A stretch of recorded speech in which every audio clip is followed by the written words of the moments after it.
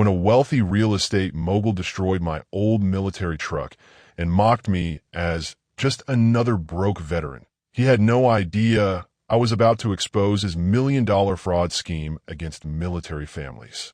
But would you believe what happened when an entire convoy of military trucks surrounded his mansion the very next morning? I never thought buying milk and eggs would change my entire life. But as I sat in my old truck that Tuesday morning, watching the steam rise from under the crumpled hood, I knew something big was about to happen. Let me back up. My name is Jake, and I'm a 45-year-old Marine veteran. I served 3 tours overseas before coming home to a quiet life in our small town. My truck was a 1998 Ford pickup that I bought right after leaving the military. She wasn't pretty, with her faded blue paint and rust spots, but she was mine. Every dent told a story, and every scratch was a memory. That morning started like any other. I woke up at 5 a.m. out of habit, made my coffee black, and checked on my neighbor Mrs. Chin's cat like I did every day. The little orange tabby had been coming to my porch for months, and I always left out some food. Simple things like this made me happy after all the chaos I'd seen in the war. My daughter Sarah had called the night before asking me to pick up groceries for her kids. She was working double shifts at the hospital, and I loved helping out with my grandchildren. Tommy was 8 and loved when I told him stories about my truck. Little Emma was 5 and always wanted to ride in the front seat, even though Sarah said it wasn't safe. I climbed in my truck and turned the key. The engine coughed and wheezed like it always did, but after a few tries, it came alive. The radio was stuck on the oldies station, playing songs from when I was young. I sang along to Sweet Caroline as I drove through town, waving at people I'd known for years. The grocery store parking lot was busy for a Tuesday morning. I found a spot near the back, away from the fancy cars. My truck looked out of place next to all the shiny SUVs and sports cars, but I didn't care. I was proud of what I had earned with honest work. I was walking back to my truck with 2 bags of groceries when I heard the squeal of tires. A massive black SUV came racing around the corner way too fast. The driver had a phone pressed to his ear and wasn't looking where he was going. I could see what was about to happen, but there was nothing I could do. The SUV slammed into the front of my truck with a sound like thunder. The impact threw me backward, and I landed hard on the ground. My groceries scattered everywhere, milk spilling across the hot pavement. For a moment, everything was quiet except for the hissing sound of my truck's broken radiator. Then the SUV's door opened, and out stepped a man in the most expensive suit I'd ever seen. He was tall and thin with perfectly styled hair and shoes that probably cost more than I made in a month. He looked at the damage to his SUV, which was just a small scratch on the bumper, then looked at my completely destroyed truck. "Are you okay?" I asked, getting to my feet slowly. My back hurt, but I'd been through worse. The man didn't answer. Instead, he pulled out his phone and started taking pictures of my truck. Then he looked at me like I was something stuck to his shoe. "This piece of junk shouldn't even be on the road," he said, his voice cold and mean. "Look what it did to my Escalade." I couldn't believe what I was hearing. "Sir, you hit me. I was parked." He laughed, but it wasn't a happy sound. "Parked? You call that parking?" This rust bucket was taking up space that real cars need. Other people in the parking lot had stopped to stare. I saw Mrs. Patterson from the flower shop shaking her head. Tom from the hardware store was walking over to help, but the man in the suit held up his hand. "Stay back," he said. "This is between me and the old man." Old man. The words hit me harder than a crash. I was 45, not old. I had served my country with honor. I had earned respect, but this man saw me as nothing. "I'm calling my insurance company," he said, dialing his phone. "They'll handle this mess." While he talked on the phone, I looked at my truck. The front end was completely smashed. The headlights were broken, the bumper was hanging off, and there was fluid leaking everywhere. This truck had been with me through everything. It had carried me to job interviews when I first got home. It had taken Sarah to the hospital when the kids were born. It had been there for every important moment of my civilian life. The man finished his call and walked over to me. He pulled out a business card and flicked it at my feet like I was a dog. "Marcus Wellington," he said. "Wellington Real Estate Empire. My insurance adjuster will be here in an hour to write off this pile of scrap metal. You'll be lucky to get $800 for it." $800. I had paid more than that for the truck 10 years ago, but I knew he was right. The truck was old, and insurance companies didn't care about the memories inside. Maybe this will teach you to get a real car, Marcus said, walking back to his SUV. Something that belongs in a place like this. As he drove away, I stood there in the parking lot surrounded by spilled milk and broken glass. Tom came over and put his hand on my shoulder. "Jake, I'm so sorry," he said. "What a terrible man." I picked up Marcus's business card from the ground. Wellington Real Estate Empire. The card was thick and expensive, with gold letters that caught the sunlight. I had never heard of the company, but clearly Marcus thought he was very important. The insurance adjuster arrived exactly 1 hour later, just like Marcus had said. He was a thin man with glasses who looked at my truck for about 5 minutes before shaking his head. "Total loss," he said, writing on his clipboard. "We can offer you $800, minus the $500 deductible. That's $300. $300. For 10 years of memories and reliable service. For the truck that had never let me down, even when everything else in my life was falling apart." I called Sarah to come pick me up. When she arrived, she was furious. "Dad, are you hurt? Do you need to go to the hospital?" "I'm fine," I said, but I wasn't. My back hurt, my pride was wounded, and I felt smaller than I had in years. As we drove home in Sarah's car, I kept thinking about Marcus Wellington and his expensive suit and his cruel words. I thought about how he had looked at me like I was nothing, like my service to my country meant nothing, like my whole life meant nothing. But Marcus Wellington had no idea who he was dealing with. He didn't know about the phone calls I was about to make, or the friends I had in places he couldn't imagine. He thought he had one, but this story was just beginning. The next morning, I woke up feeling like I'd been hit by a truck, which I guess I had been.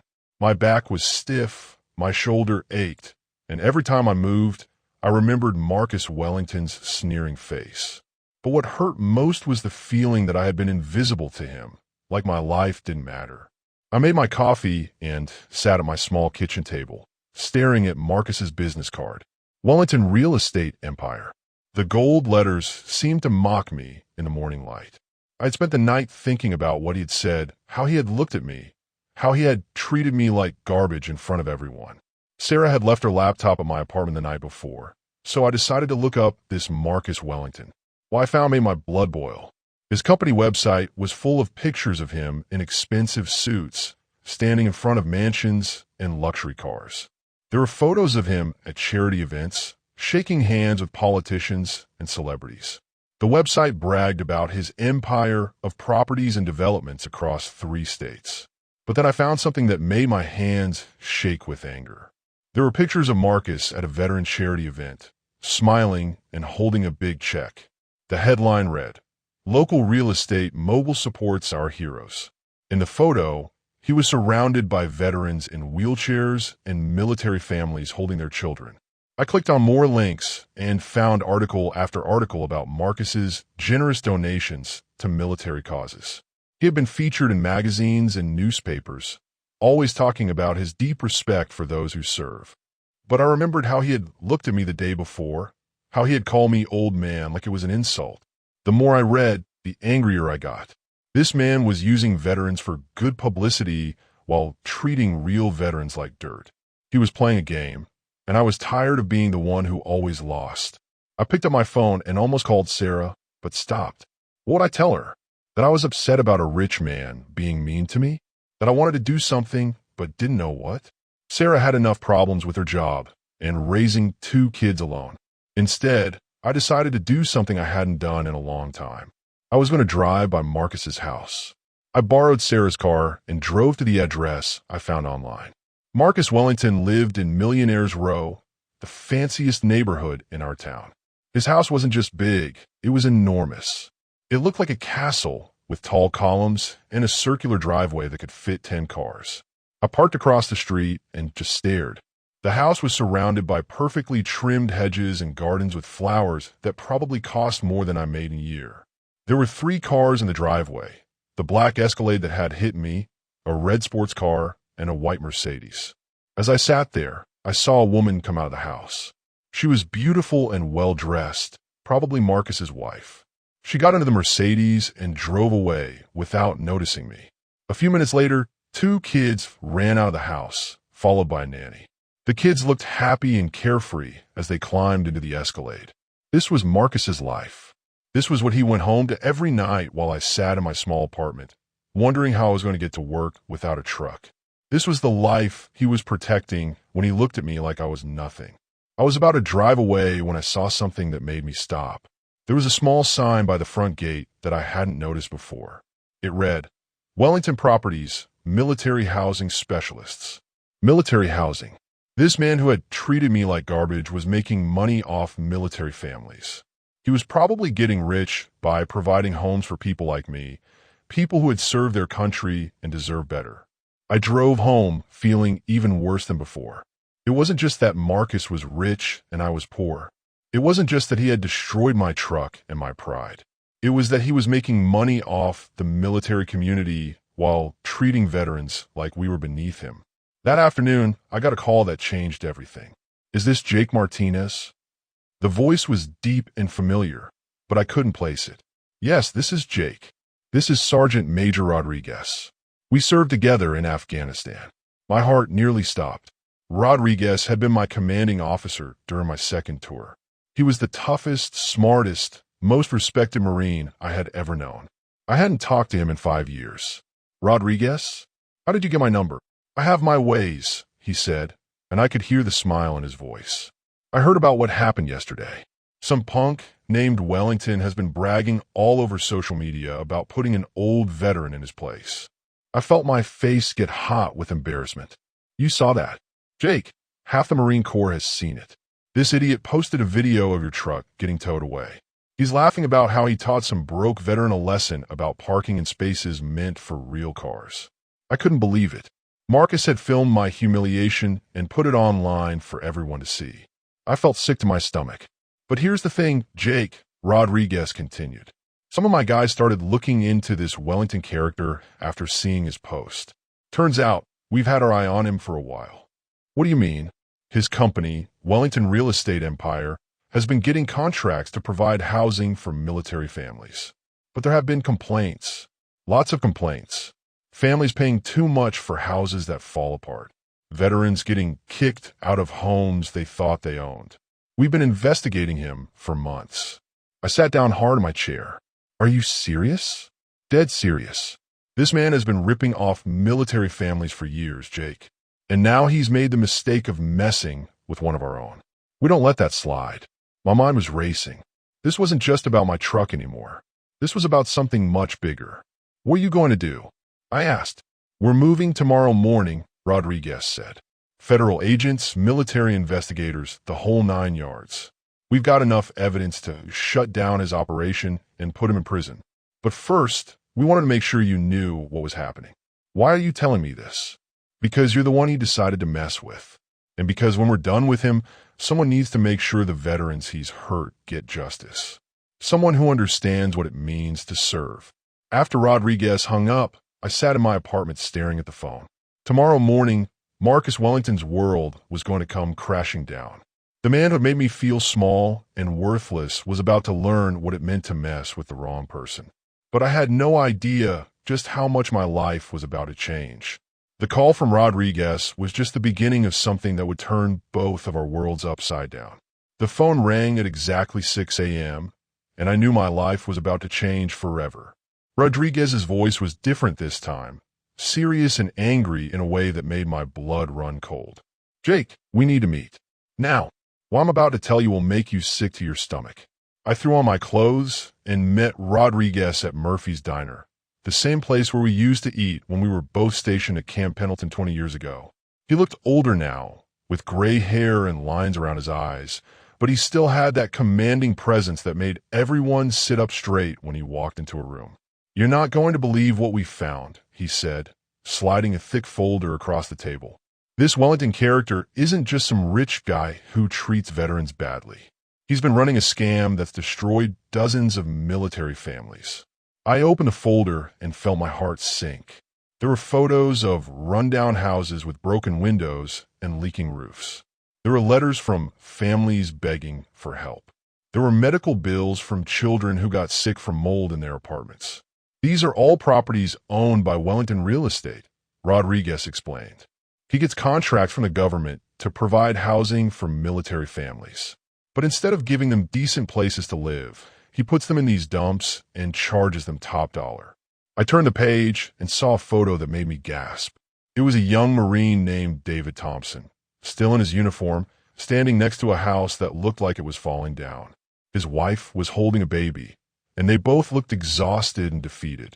The Thompsons paid Wellington $3,000 a month for that house, Rodriguez said. When they complained about the broken heater and the rats, Wellington kicked them out. They lost everything, their deposit, their furniture, their savings. David had to take a second job, just to pay for a motel room. I kept turning pages, and each story was worse than the last. The Martinez family, no relation to me, had been living in a house with dangerous electrical wiring. When their 6-year-old daughter got shocked and had to go to the hospital, Wellington refused to fix the problem. Instead, he evicted them for damaging his property. How long has this been going on? I asked. At least 5 years, Rodriguez said. Maybe longer. We think he's stolen millions of dollars from military families. And the worst part is, he's been using his fake charity work to get more contracts. He shows up at veterans events, donates a few $1,000s, and then the government gives him millions more in housing contracts. I thought about the photos I had seen online of Marcus at charity events, smiling and shaking hands with veterans. All of it was fake. He was using those pictures to steal from the very people he pretended to help. There's more, Rodriguez said, pulling out another folder. We've been tracking his bank accounts. He's got money hidden all over the world. Houses in 3 different states. Cars, boats, jewelry. All bought with money he stole from military families. My hands were shaking as I looked through the evidence. This wasn't just about my truck anymore. This was about families who had lost their homes, children who had gotten sick, veterans who had been betrayed by someone they trusted. What happened to the families? I asked. Rodriguez's face got dark. Some of them are living in their cars. Some moved back in with their parents. A few had to leave the military because they couldn't afford to stay. And one. He stopped talking and looked out the window. What? What happened? A Marine named Bobby Chun. He and his wife lost their house to Wellington 2 years ago. Bobby couldn't handle the shame of failing his family. He took his own life last winter. I felt like someone had punched me in the stomach. A man was dead because of Marcus Wellington's greed. A fellow Marine had died because he couldn't protect his family from this monster. We're going to get him, Rodriguez said. Tomorrow morning, we're hitting his house with everything we've got. FBI, military investigators, IRS agents. We're going to arrest him and seize all his property. What can I do? I asked. Nothing. Just stay out of the way and let us handle it. This is going to be big, Jake. Really big. The newspapers are going to be all over this story. I drove home in a daze, thinking about everything Rodriguez had told me. Marcus Wellington wasn't just a rich guy who was mean to veterans. He was a criminal who had destroyed lives and driven a good man to suicide. And all I had cared about was my stupid truck. But that night, I got another phone call that changed everything again. Mr. Martinez? This is Linda Thompson, David's wife. Sergeant Major Rodriguez gave me your number. I remembered her from the photo, the young woman holding her baby next to the rundown house. I heard what happened to you, she said. How Wellington destroyed your truck and humiliated you.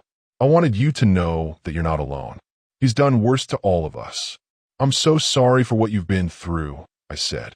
We heard about the investigation, she continued, about how they're going after him tomorrow. But we wanted to ask you something. All of us military families that Wellington hurt, we've been talking. We want to make sure he pays for what he did. RDP. What do you mean? We want you to be our voice. When this is all over, when they seize his property and his money, we want you to make sure it goes to the right people. The families he destroyed. The veterans he cheated. We trust you because you're one of us. I couldn't believe what I was hearing. These families wanted me to help them get justice. Me, the guy who couldn't even protect his own truck.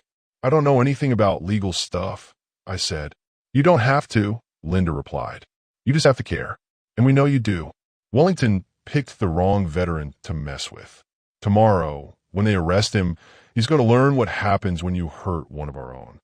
After I hung up, I sat in my apartment thinking about Bobby Chun, the Marine who had killed himself because of Wellington's greed.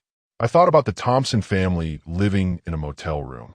I thought about all the children who had gotten sick in Wellington's rundown houses. Marcus Wellington thought he had won when he destroyed my truck. He thought he had put me in my place, but he had no idea what was coming for him. And he had no idea that his moment of cruelty was about to destroy his entire world. At 5 a.m., my phone buzzed with a text message that made my heart race. It's happening. Turn on Channel 7 News. Rodriguez. I grabbed the remote and switched on the TV just as the breaking news alert flashed across the screen. The reporter was standing outside Marcus Wellington's mansion, and behind her, I could see something that made me sit up straight. Military trucks. Lots of them.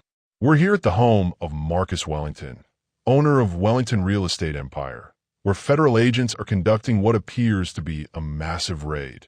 The reporter said breathlessly. We're seeing FBI vehicles, military police trucks, and IRS agents surrounding this multi-million-dollar estate. I couldn't believe my eyes. There were at least 20 vehicles parked in Marcus's circular driveway and all along the street. Men and women in dark suits and military uniforms were walking in and out of his house, carrying boxes and computer equipment. Then I saw him. Marcus Wellington, the man who had destroyed my truck and called me an old man, was standing on his front porch in silk pajamas and slippers. Even from a distance, I could see that he was furious and scared. Sir, can you tell us what's happening? The reporter called out to him. Marcus pushed past the FBI agents and walked toward the camera. This is a mistake, he shouted. I'm a respected businessman. I donate to charity. I support our veterans.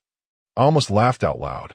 Here was the man who had humiliated me, who had treated me like garbage, trying to hide behind his fake charity work. Mr. Wellington, the reporter pressed, we're hearing reports that you're being investigated for fraud involving military housing contracts. Can you comment on that? Marcus's face turned red. That's a lie. I've never done anything wrong. I'm being set up. Just then, a tall woman in an FBI jacket walked up to Marcus and showed him some papers. I couldn't hear what she was saying, but I could see Marcus's face getting paler by the second. You can't do this, he screamed. I have lawyers. I have friends in high places. The FBI agent said something else, and Marcus's shoulders slumped. He looked defeated and small, nothing like the confident man who had sneered at me in the parking lot. My phone rang. It was Rodriguez. Are you watching? He asked. I can't believe it, I said. How many agents are there? 57, Rodriguez replied. FBI, military police, IRS, and a few other agencies I can't talk about. We've been planning this for months, Jake. Wellington is done. On the TV, I watched as agents led Marcus away from his house in handcuffs. He wasn't wearing his expensive suit anymore. He looked like what he really was, a criminal who had been caught. What happens now? I asked Rodriguez. Now we count the money, he said. We've already found bank accounts in 5 different countries. We've seized his cars, his boats, his vacation homes. Everything he bought with stolen money is going back to the families he hurt. I thought about Linda Thompson and her baby living in a motel room while Marcus lived at his mansion. I thought about Bobby Chun, the Marine who had killed himself because of Wellington's greed. Rodriguez, I said, the families want me to help make sure the money goes to the right people. I know, he replied. Linda Thompson called me. So did 12 other families. They all said the same thing. They want you to be their voice. But I don't know how to do that. You'll learn. And Jake, there's something else. Something I haven't told you yet. My heart started beating faster. What? When we searched Wellington's office, we found a list. It's a list of veterans he planned to target next. Your name was on it. I felt cold all over. What do you mean? He was going to come after you again. He had your address, your daughter's information, your work history. He was planning to make your life hell, just because he could. I couldn't believe it. It wasn't enough for Marcus to destroy my truck and humiliate me. He wanted to keep hurting me, keep making me feel small and worthless. There's more, Rodriguez continued. He had lists for other veterans too. Guys who had crossed him, guys who had complained about his properties, guys who had tried to get help from the VA. He was going to destroy all of them. I thought about all the veterans in our town, all the good people who had served their country and just wanted to live quiet lives. Marcus Wellington had been planning to hurt them all. How many names were on the list? I asked. 43, Rodriguez said.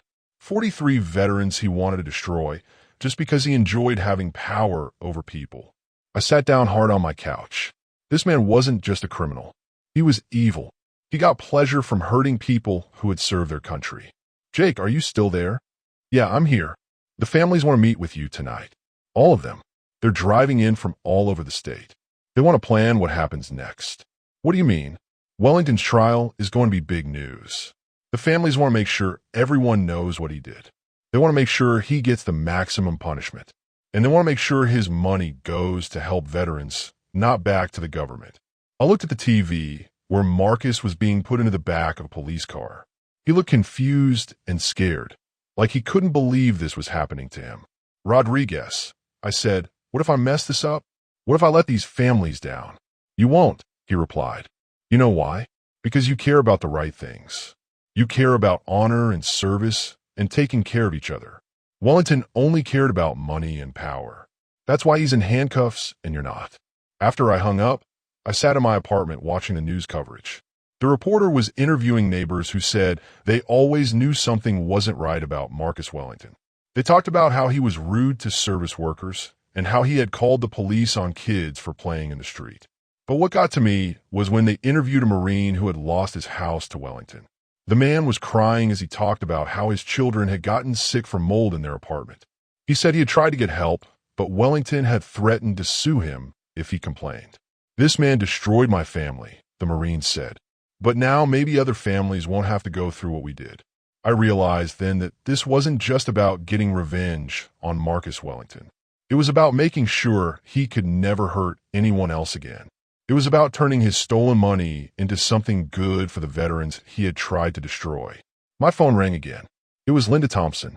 Jake, we're all meeting at the VFW hall tonight at 7. Can you be there? Yes, I said. I'll be there. Good.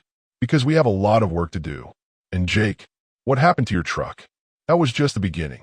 Wellington has no idea what he started when he messed with one of our own. The VFW hall had never been so packed, and I had never felt so nervous walking through those doors. 43 military families were waiting for me, and every single one of them had been hurt by Marcus Wellington. Jake, Linda Thompson called out when she saw me. She was holding her baby, but she looked different now, stronger somehow, like she had hope for the first time in years. Everyone, this is Jake Martinez, the Marine we told you about. The room got quiet as dozens of eyes turned to look at me. I saw young Marines who still looked like kids, older veterans with gray hair and tired faces, wives holding children, and grandparents who had probably served in Vietnam. All of them had one thing in common. Marcus Wellington had stolen their money and broken their trust. A tall black man in his 30s stood up and walked over to me. I'm David Thompson, he said, shaking my hand firmly. My wife Linda and I want to thank you for agreeing to help us. I haven't done anything yet, I said. Yes, you have, said an older woman from the back of the room. You survived what Wellington did to you, and you didn't give up. That gives the rest of us hope. Her name was Maria Santos, and she had served as an army nurse in Iraq. Wellington had rented her a house that had black mold in the walls. When her 8-year-old son got sick and had to be hospitalized, Wellington had refused to fix the problem and then evicted her for complaining too much. My son still has breathing problems, Maria said, her voice shaking with anger. The doctors say he might never be completely healthy again, all because Wellington was too cheap to fix a problem he knew about. One by one, the families told me their stories. Each one was worse than the last. There was Carlos Rivera, a Navy veteran who had lost his leg in Afghanistan. Wellington had rented him a house with broken wheelchair ramps and then charged him extra money for modifications. When Carlos complained, Wellington had threatened to evict him and his disabled wife. There was Jennifer Kim, whose husband had died in combat. Wellington had promised her a safe place to raise her 2 young daughters, then put them in a house in a dangerous neighborhood with broken locks and no security lights. When someone tried to break in, Wellington had told her it was her own fault for not being careful enough. The worst story came from an elderly man named Robert Chen. He was Bobby Chen's father, the Marine who had killed himself because of Wellington's cruelty. My son was a good boy, Robert said, tears streaming down his face. He served 3 tours in Afghanistan. He came home wanting to start a family, to build a life. Wellington destroyed all of that. He took my son's money, his home, and finally his hope. Bobby felt like he had failed as a husband and father. He couldn't live with that shame. The room was completely silent. I could hear people crying softly, and I felt my own eyes filling with tears. This wasn't just about money or houses. Marcus Wellington had destroyed lives, broken families, and driven a good man to take his own life. What do you want me to do? I asked. Linda Thompson stood up. We want you to make sure Wellington pays for what he did. PDP, not just with money, but with his freedom. We want him to go to prison for a long, long time. And we want to make sure his money goes to the right places, added David. Not back to the government, not to some fancy lawyers, to the families he hurt and to programs that actually help veterans. A young Marine named Tommy Wilson raised his hand. I heard on the news that they seized millions of dollars from Wellington. Houses, cars, bank accounts, everything. Is that true? I thought about what Rodriguez had told me. Yes, it's true. The FBI found money hidden all over the world. They think he stole at least $20 million from military families. The room buzzed with angry voices. $20 million. That was more money than any of them would see in their lifetimes, and Wellington had stolen it from people who had risked their lives for their country. Here's what we're going to do, I said, surprised by the confidence in my own voice. We're going to work with the prosecutors to make sure Wellington gets the maximum prison sentence. We're going to testify at his trial if we have to. And we're going to fight to make sure every penny of his stolen money goes back to military families. An older veteran named Frank Murphy stood up. What makes you think they'll listen to us? We're just regular people. Wellington has expensive lawyers and rich friends. Because we have something he doesn't, I replied. We have the truth, and we have each other. Wellington thought he could pick us off one by one, make us feel small and powerless. But look around this room. We're not alone anymore. Maria Santos nodded. Jake's right. Wellington counted on us being too ashamed or too scared to fight back. He thought we would just take his abuse and stay quiet. Well, we're not staying quiet anymore, Linda Thompson said firmly. We're going to tell everyone what he did. The newspapers, the TV stations, the internet. Everyone is going to know that Marcus Wellington is a criminal who stole from veterans. I looked around the room at all these brave people who had served their country and then been betrayed by someone they should have been able to trust. They were ready to fight, and they wanted me to lead them. There's something else, I said. Something Rodriguez told me today. When they searched Wellington's office, they found a list of veterans he planned to target next. My name was on it, and so were 42 others. The room erupted in angry voices. People were shouting about what they wanted to do to Wellington, how they couldn't believe he was planning to hurt even more families. That's why we have to stop him, I continued. Not just for ourselves, but for all the veterans he was planning to hurt. We have to make sure he never gets the chance to destroy another family. Tommy Wilson stood up. What do we do first? Tomorrow morning, I'm meeting with the federal prosecutor handling Wellington's case. I said, I'm going to tell her about all of you, about what he did to your families. I'm going to make sure she understands that this isn't just about money. It's about justice. What if she doesn't listen? Asked Jennifer Kim. Then we make her listen, I replied. We go to the newspapers.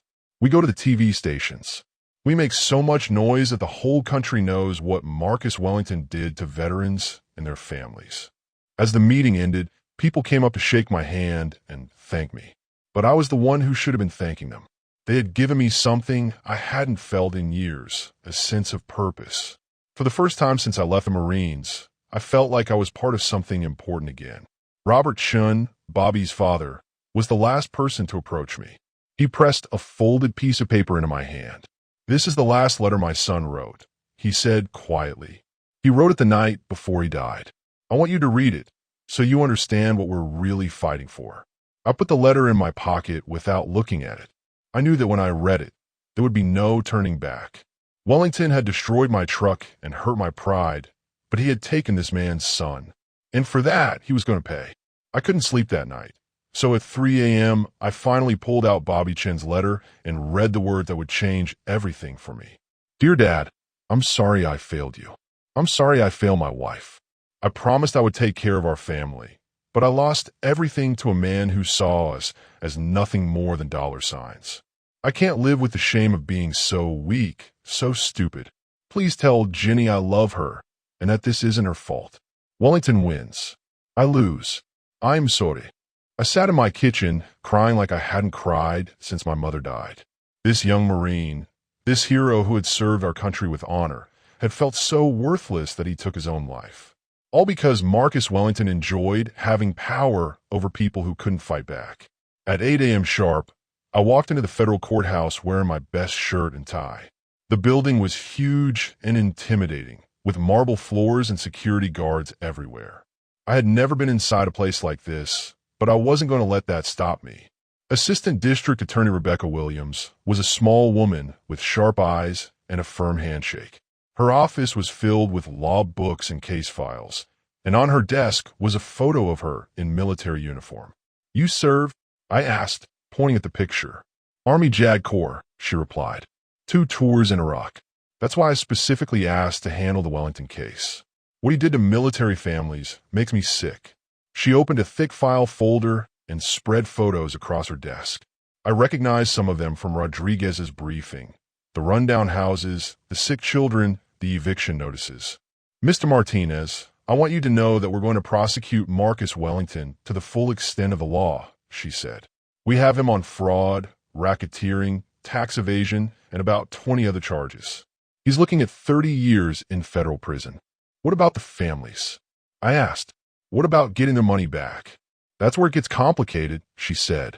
Normally, when we seize assets in a case like this, the money goes back to the federal government.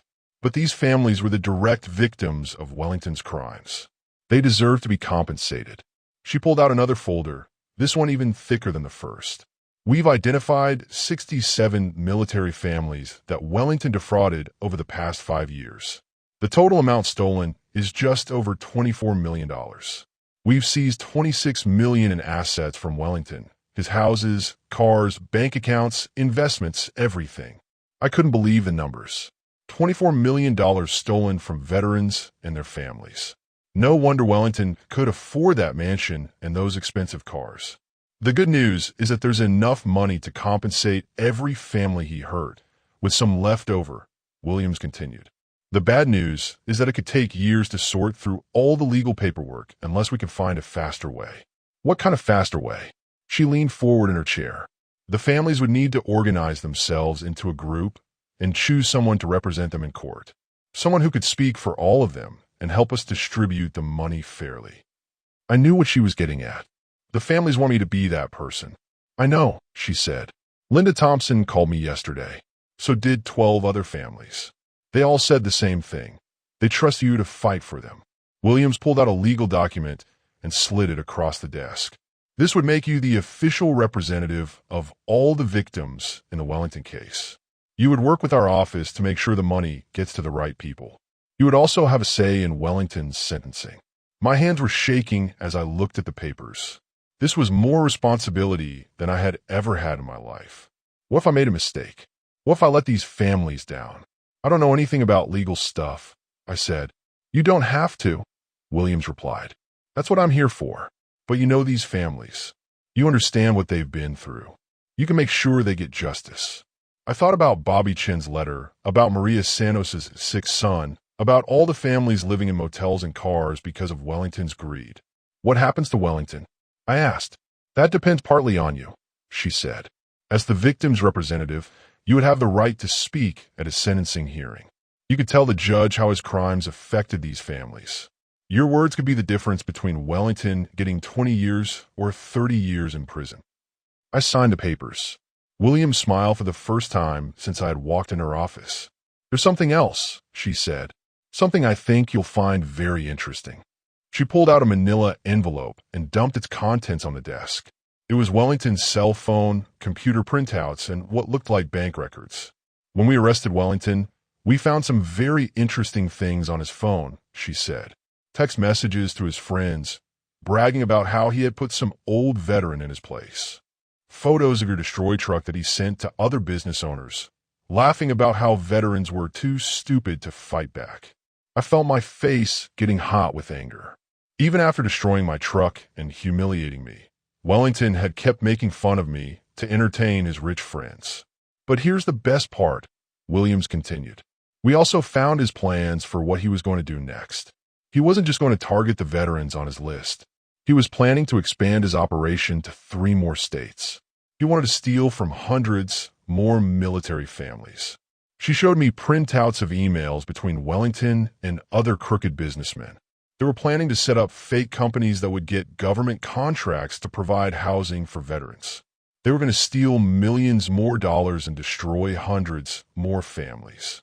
If you hadn't fought back, if these families hadn't come forward, Wellington would have kept growing his criminal empire, Williams said. You didn't just save yourselves. You saved hundreds of other veterans from being victimized. I thought about all the families who would never know how close they had come to losing everything to Marcus Wellington.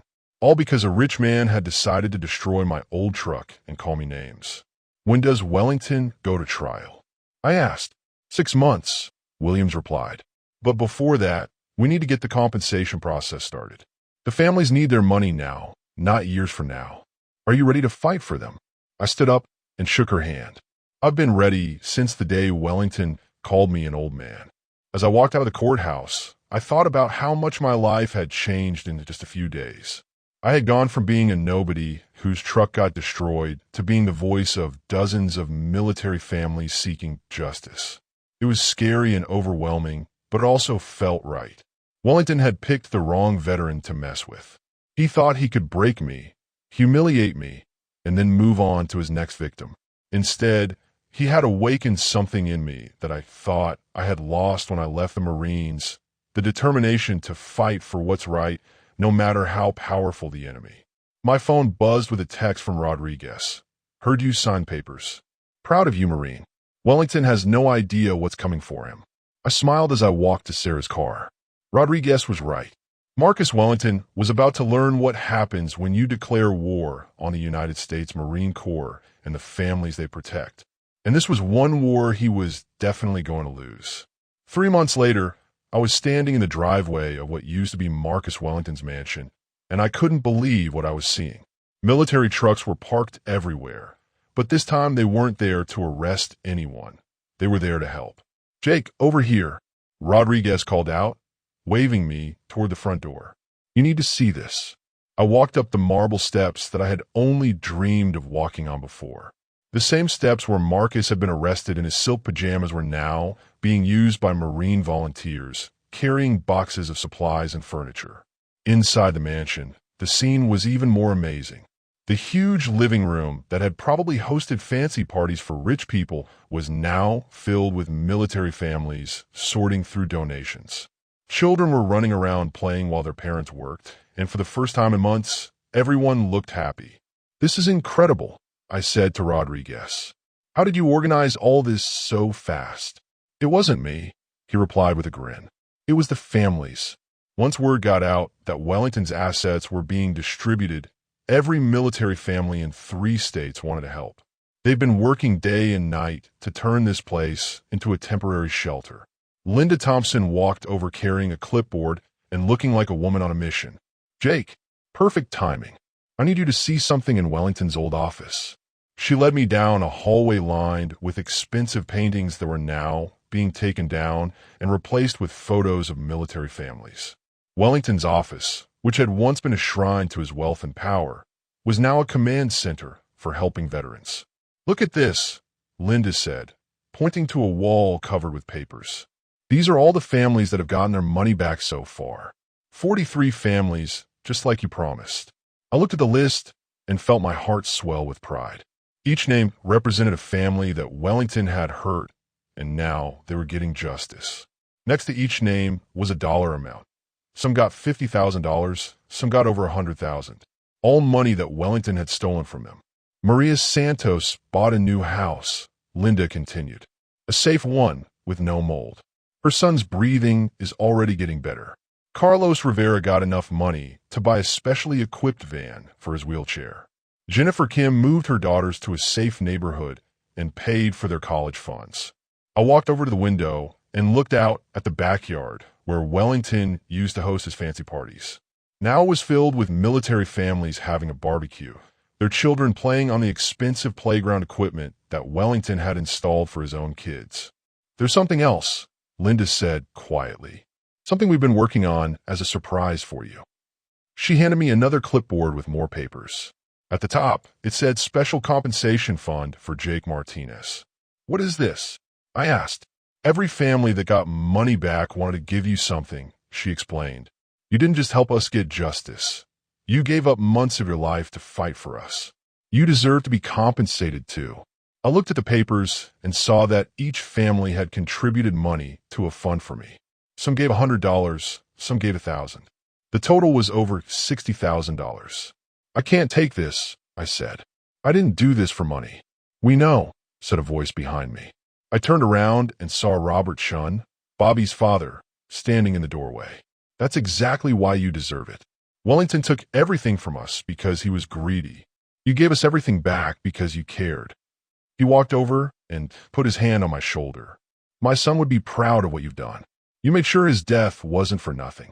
I felt tears starting to form in my eyes. This whole thing had started because Wellington destroyed my truck and called me an old man. Now, 3 months later, he was in prison and his mansion was being used to help the very people he had tried to hurt. "There's one more surprise," Linda said with a smile. "Come with me." She led me back outside to the circular driveway where Wellington's cars used to be parked. Now, there was a different vehicle sitting there, a brand new pickup truck with a big red bow on it. "The families pooled their money together," Linda explained. "We know your old truck meant a lot to you. This one is yours, free and clear. No payments, no strings attached."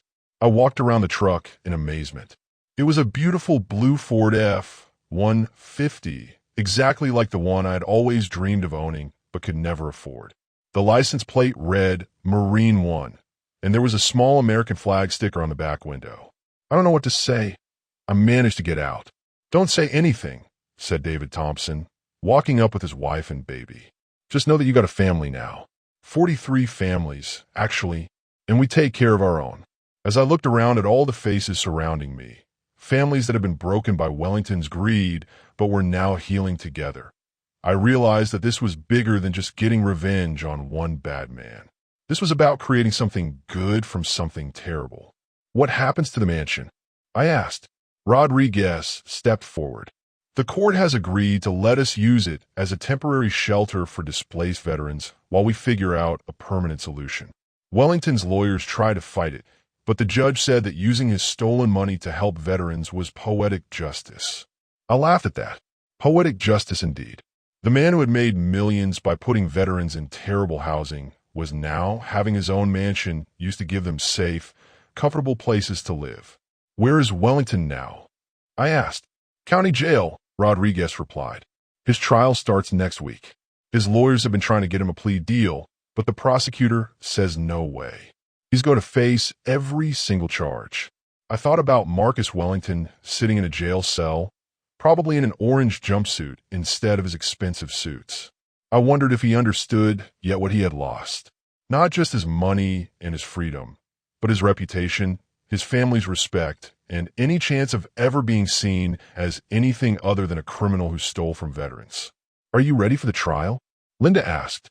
"I've been ready since the day he called me an old man," I replied. That night, I drove home in my new truck, thinking about everything that had happened. I had gone from being a victim to being a voice for justice. I had helped 43 families get their lives back.